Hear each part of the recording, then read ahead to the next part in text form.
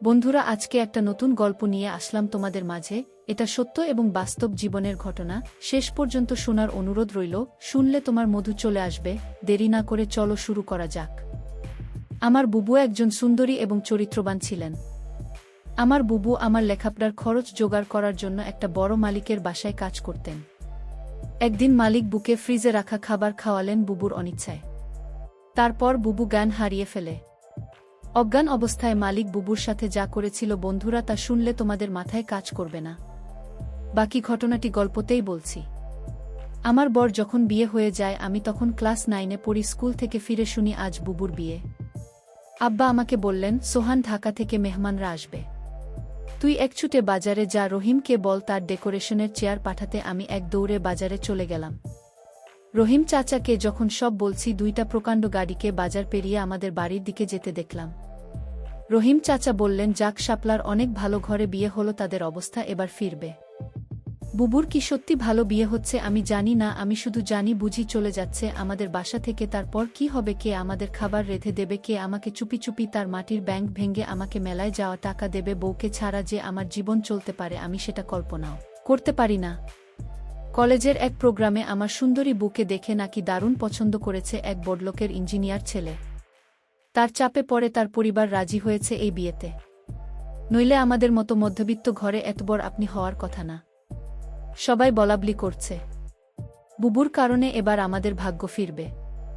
আমার জন্মের সময় আমার মা মারা যান, বয়স তখন 8। আমার স্কুল শিক্ষক বাবা আর বিয়ে করেননি। বহু মানুষ করেছে আমাকে, আমার জগৎ ঘিরে। তাই আমার বউ বিয়ের আসর হয়ে গেল। দায়সারা ভাবে বিয়ে নাকি দুই পরিবারের বন্ধন। কিন্তু আমার সেটা মনে হলো না। পাত্রের বাবা সারাক্ষণ মুখ কালো করে রাখলেন। পাত্রের ছোট মামা আমাদের ঘর বাড়ি উঠোন ঘুরে ঘুরে দেখলেন, মাঝে মাঝে নাক সিটকালেন। আমাকে ডেকে বললেন, তুমি কোনো ক্লাসে পড়ো? আমি কিছু বলার আগেই কেউ একজন বলল, সোহান পাইলট স্কুলে পড়ে, ফার্স্ট বয় বৃদ্ধি পেয়েছে, ক্লাস 9-এ পেয়েছে। আমার লজ্জা লাগল, কিন্তু ছোট মামা শুধু একটু নাক সিটকালে। সেদিন গাড়িতে ওঠার আগে বুবু যখন আমাকে জড়িয়ে ধরে নিঃশব্দে কাঁদছিল, তখনও আমার কষ্ট লাগছিল। 3 দিন পর নতুন জামাইয়ের গুণে নাই ওর আসার কথা। আব্বা পাড়া প্রতিবেশীদের নিয়ে রান্নাবান্নার আয়োজন করলেন। একটা গাড়ি ভাড়া করে নতুন জামাইকে আনতে পাঠালেন।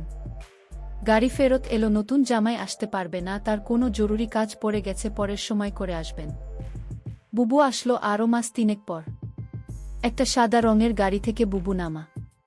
আমি ছুটে গেলাম। আমি বুকে জড়িয়ে ধরতে গিয়েও থমকে গেলাম। গায়ে দামি ফিনফিনে শাড়ি, মুখে পার্লার থেকে করা করা মেকআপ, প্লাক করা বা কোনো ভ্রু আর স্ট্রেট করা চুলে। আমার বুকে কেন জানি হঠাৎ অচেনা লাগল। আব্বা দৌড়ে এলেন, জামাই আসেনি না, আব্বা সাইটের কাজে গেছে। বুবু, আব্বাকে ধরে কিছুক্ষণ কাঁদো। আমি সারাদিন বুবুর আশেপাশে ঘুরঘুর করলাম, কিন্তু বুকে কেমন আনমনা দেখলাম। শুধু একবার আমাকে জিজ্ঞেস করল, সোহান, পড়াশোনা করছিস ঠিকমতো? রাতে আমার ঘুম এল না, বড্ড অভিমান হলো। বুবু অনেক বদলে গেছে। এই অল্প দিনে এত বদলে যেতে পারে মানুষ। বহু 3 দিন থাকল। শেষের দিন দুলাভাই এলেন বুকে নিয়ে যেতে। দুলাভাই দেখলাম বেশ গম্ভীর। আমাকে ডেকে বললেন, কি রে সোহান, পড়াশোনা করে ঠিকমতো নাকি সারাদিন বাদরামি? আমি কিছু বললাম না। দুলাভাই আসার পর থেকেই বুবুর মুখটা কালো হয়েছিল। কারণ ও দেখলাম তার আমাদের সামনেই কপাল কুঁচকে 2বার বুকে ধমক দিলেন দুলাভাই। বুবু চলে যাওয়ার পর সেই রাতে আব্বা আমার ঘরে এলেন। অপরাধীর গলায় বললেন, সোহান, তুই তো অনেক বড় হয়ে গেছিস। বলতে তো আমি কি কোনো ভুল করলাম? আমি হয়তো সত্যি বড় হয়ে গেছি। মনের কথা চেপে বললাম, কেন সেটা বলছেন? বুবু অনেক ভালো আছে, কিন্তু আমি ঠিক জানি আমার বড় ভালো নেই। বুবুর হাতে কালশিটে দাগ দেখেছি। আমার হাসি খুশি বুবু কেমন গুটিয়ে গেছে মাত্র 3 মাসে। এর ঠিক 1 বছরের মাথায় আব্বাজান মারা গেলেন। আমি একা হয়ে গেলাম। পাড়া প্রতিবেশীরা বুবু দুলাভাইকে চেপে ধরলেন আমাকে নিয়ে যাওয়ার জন্য। বুথ কণ্ঠা নিয়ে দুলাভাইয়ের মুখের দিকে তাকান। দুলাভাই কিছুক্ষণ ভেবে বললেন, সোহান চলুক, কাজে লাগবে অনেক। কাজেই আমি আমার বই খাতা নিয়ে বুবুর বাসায় উঠলাম। দুলাভাইয়ের পোস্টিং তখন আমাদের গ্রামের কাছেই শহরে। ছোট ছিমছাম 2 রুমের বাসা। আমি এক রুম ভাগে পেলাম। শহরের একটা স্কুলে ভর্তি হলাম। দুলাভাই চাকরির পাশাপাশি কন্ট্রাক্টরের ব্যবসা করতেন। একদিন আমাকে বললেন তার সাইটে গিয়ে কাজ তদারকি করতেন। আমার স্কুলের ক্লাস মিস হতে লাগল।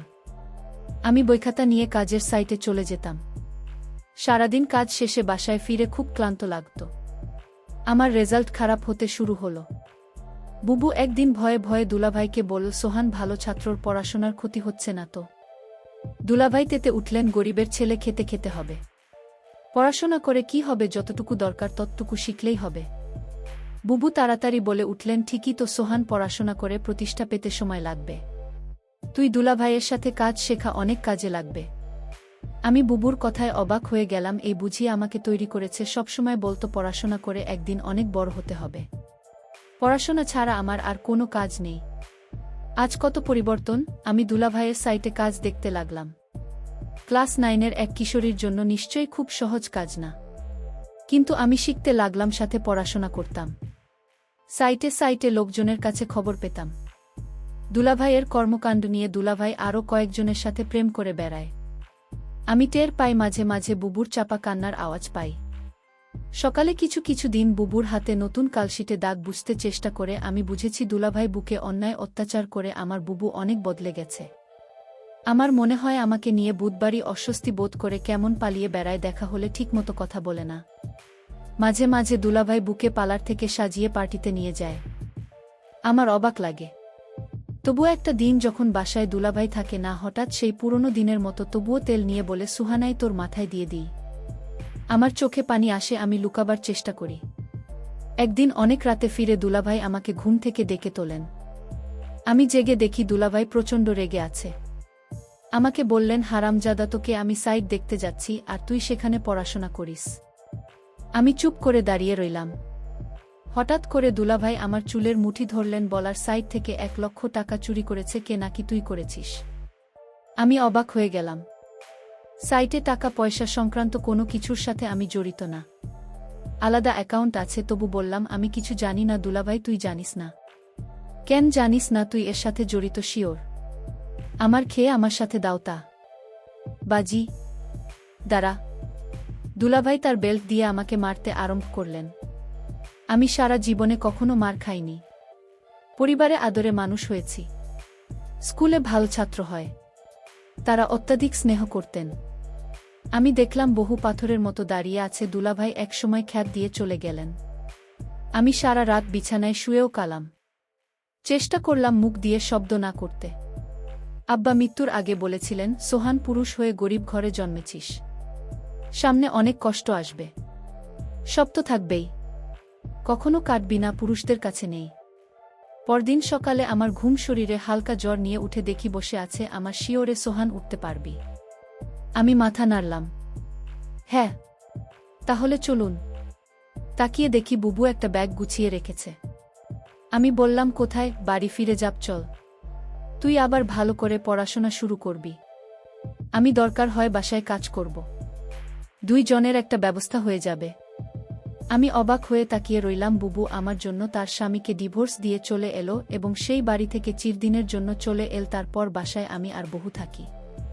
বুবু একটা বড়লোক বাসায় কাজ পেল। তাদের কাপড় ধোয়া, রান্না করা ইত্যাদি তাদের কাজ করতে হবে। মাসে যে টাকাটা পাব সে টাকা দিয়ে আমার লেখাপড়ার করছে। তার পরিবার চলে যাবে। বুবু যে বাড়িতে কাজ করে সেই বাড়ির মালিক বুকে একদিন বলেছিল, তোমার যত টাকা দরকার আমি দিব, তুমি শুধু একটি কথা রাখো। বলল, আমি বাসায় কাজ করি, এটাই আমার চলে, অতিরিক্ত টাকার আমার দরকার নেই। বুঝতে পেরেছিল বাসার মালিকের চরিত্র ভালো না, তারপরও বই বাড়িতে কাজ করে যে টাকা পেত সেটা দিয়েই আমাদের মাস চলে যেত। মালিকের বাসার সবাই একদিন কোথায় ঘুরতে গেল, শুধু মালিক বাড়িতে ছিল। মালিকের নাম আছান আলী। বলল, আজ তো বাসায় কেউ নাই, তেমন কাজ নেই, তাহলে আজ আমি চলে যাই। মালিক তখন বলল, শোনো, অনেক কাজ পড়ে রয়েছে। কি কাজ পড়ে রয়েছে? মালিক বলল, বাসায় কেউ নাই, আমার দেখাশোনা কে করবে? আমি বলেছিলাম, ওটাই তো মালিকের জন্য রান্না করলাম। ঘর পরিষ্কার করে মালিকে খাবার দিয়ে বললাম, রাত অনেক হয়েছে, আমার ছোট ভাইটা চিন্তা করছে, আমি এখন যাই। মালিক ধমক দিয়ে বলল, এই মেয়ে, তুমি বাড়ির চাকরানির, মালিক যখন আদেশ করবে তখন তুমি বাড়ি থেকে যাবে, তার আগ পর্যন্ত এখান থেকে এক পাও লড়বে না। আমি তখনও নিশ্চুপ হয়ে দাঁড়িয়ে রইলাম। আমার মুখ দিয়ে কোনো কথা বের হলো না। হঠাৎ মালিক বলল দর্দ কণ্ঠে, মারে, আমার তো ছেলে মেয়ে আছে, তোর কষ্ট আমি বুঝি। তুই তোর মাকে হারাল, বাবাকে হারালি, নিজের স্বামীকে হারালে, এখন ভাইটাকে লেখাপড়া শিখিয়ে মানুষ করার জন্য পরিশ্রম করেছিস। আমি মালিকের হঠাৎ এরকম ভালো কথা শুনে আমি কিছুটা অবাক হলাম, কিন্তু সে মুখে যা বলছে চেহারায় তা প্রকাশ পায় না। আমাকে বলল আমার স্ত্রী ছেলে মেয়ে তারা 2 দিনের জন্য ঘুরে গেছে। আমি বলেছিলাম আপনি জানি কেন আমার ঘোরাফেরা তেমন একটা ভাল লাগে না। আমি এর আগে বহুবার ঘোরাফেরা করেছি, এখন আর ভালো লাগে না। তুই আমার মেয়ের মতো, ঘর তোকে আমি কিছু টাকা দিলাম তোর ভাইয়ের সামনে পরীক্ষা ভালো মন্দ কিছু খাওয়ায়। আমি বলেছিলাম আমার টাকা লাগবে না। মালিক তখন আমায় জোর করে টাকাটা হাতে ধরিয়ে দিল। আমি না নিয়ে পারলাম না। মালিক আমার প্রতি হঠাৎ এমন দরদ দেখাচ্ছে কেন? যখন মালিকের ছেলে মেয়ে বাড়িতে ছিল তখন তো তিনি এরকম দর দেখায়নি। আমি মালিকের এরকম ভালো ব্যবহার দেখে কিছুটা অবাক হলাম। এরকম কথা বলতে বলতে প্রায় রাত 1টা বেজে গেল। ওদিকে আমার ভাই আমার জন্য চিন্তা করছিল। আমি মালিককে বলেছিলাম এখন আমি চাই, সে তখন বলল না, আজ তুমি যেতে পারবে না, এই বাড়ি তোমার পাহারা দিতে হবে। আমি বলেছিলাম দেখুন সাহেব, আমার ডিউটি তো সকাল 6টা থেকে সন্ধ্যা 6টা পর্যন্ত। মালিক তখন আমাকে অবাক করে বলল, তাই বলে যদি আমার সমস্যা হলে তুমি দেখবে না? আমি তো তোমারে আমার মেয়ের মতোই দেখি। মালিকের কি উদ্দেশ্য ছিল আমি তা জানি না, তবে এটুকু বলতে পারি মালিক তেমন ভালো না। তবে আজ আমার সাথে খুব ভালো ব্যবহার করল। তবে এর আগে যে আমার সাথে ব্যবহার খারাপ করেছিল তা বলছি না। তবে লোকের মুখে শুনি মালিক ভালো না, কিন্তু আজ মালিক আমাকে কিছুতেই বাড়ি যেতে দিচ্ছে না কেন? আমি সেটা নিয়ে দুশ্চিন্তায় পড়ে গেলাম। এর মধ্যে মালিক বলল, আজ আমি নিজ হাতে খাবার তৈরি করেছি। আমি বললাম, কেন নিজ হাতে আপনি খাবার তৈরি করলেন? খাবার তো আমি রান্না করছি, তার মধ্যে আপনি আবার রান্না করলেন কেন? আরে নামা, সেই খাবার না, ফ্রিজে আমার স্ত্রী আমার জন্য কিছু ভালো খাবার আলাদা রাখত, সেই খাবার নিয়ে আসলাম। আমি বললাম, ও আচ্ছা। তারপর আমায় বলল, নে মা আমরা একসাথে আজ খাবার খাই, পেটে বড্ড খিদে পেয়েছে।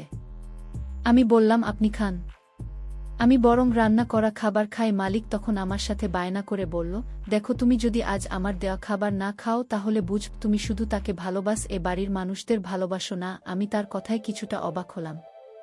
মালিক বল, ঠিক আছে তুমি খাবারটা খেয়ে বাসায় চলে যাও, তোমাকে ছুটি দিয়ে দিব। আমি তখন খুশি হলাম, বাবার বয়সী একজন মানুষ আমাকে এত করে বলছে, ফ্রিজে রাখা ভালো খাবার খেতে। যাই হোক, আমি শেষ পর্যন্ত হেরে গেলাম। আমি খাবারটা খেলাম আর ফ্রিজে রাখা খাবার না খাওয়ার জন্য রাজি হলাম। তার একটাই কারণ, মালিক বলেছিল আমি ছুটি দিয়ে দেবে খাবারটা খেলে, আর তাই আমি ফ্রিজে রাখা খাবার খেলাম। খাবারটা ভালোই লাগল, দামি খাবারের আগে আমি এমন খাবার কখনো খাইনি। আমার খেয়ে ভালোই লাগল। খাওয়া দাওয়া শেষ করতেই আমি বললাম, মালিক এবার যাই। এই কথা বলতে আমি চোখে কিছুটা ঝাপসা দেখতে পেলাম। আমার চোখ অন্ধকার হয়ে আসতে লাগল। আমি বেহুশ হয়ে মাথা ঘুরে পড়ে গেলাম। তারপর কি হয়েছিল তা আমি বলতে পারবো না। আমার পরের দিন দুপুরে জ্ঞান ফিরে আমি জেগে দেখি আমি হাসপাতালে কেবিনে শুয়ে আছি। আমার ছোট ভাইটা বলল, বুবু তোমার কি হয়েছিল? আমি আমার ছোট ভাইকে জিজ্ঞেস করলাম, আমি এখানে কিভাবে এলাম? ছোট ভাই আমাকে বলল, বুবু আমি তোমার জন্য অপেক্ষা করতে করতে কখন ঘুমিয়ে পড়লাম। আমি বলতে পারলাম না, কিন্তু আমার সকাল সকাল ঘুম ভাঙার পর আমি তোমার রুমে গিয়ে দেখি তুমি বাসায় ফেরেননি। আমি তখন দৌড়ে তুমি যে বাড়িতে কাজ করো সেই বাড়িতে গেলাম। গিয়ে দেখি তুমি মালিকের ঘরে অজ্ঞান অবস্থায় শুয়ে আছো। তারপর মালিককে আমি জিজ্ঞেস করলাম, আমার বর কি হয়েছে? সে বলল, ঘুমিয়ে আছে, কি আর হবে। তবে তোমার বুবুর মনে হয় প্রেশার কম হয়ে গেছে, তাই ক্লান্ত হয়ে শুয়ে আছে। আমি বলি কি, তোমার বুকে হাত পাতালে নিয়ে একটা সেলাই দাও, তাহলেই সব ঠিক হয়ে যাবে। টাকা যা লাগে আমি দিয়ে দিচ্ছি। তখন মালিক আমাকে 5,000 টাকা দিয়ে বলল, যাও তোমার বুকে হাসপাতালে নিয়ে যাও। আমি তোমাকে হাসপাতালে নিয়ে আসার পর ডাক্তাররা বলল পরীক্ষা করতে হবে। ডক্টর বলল, তোমার প্রেশার কমে যায়নি, তোমাকে খাবারের সাথে কিছু মিশিয়ে তোমাকে অজ্ঞান করা হয়েছে। তারপর ডাক্তার বলল, মেয়েটি তোমার কি হয়?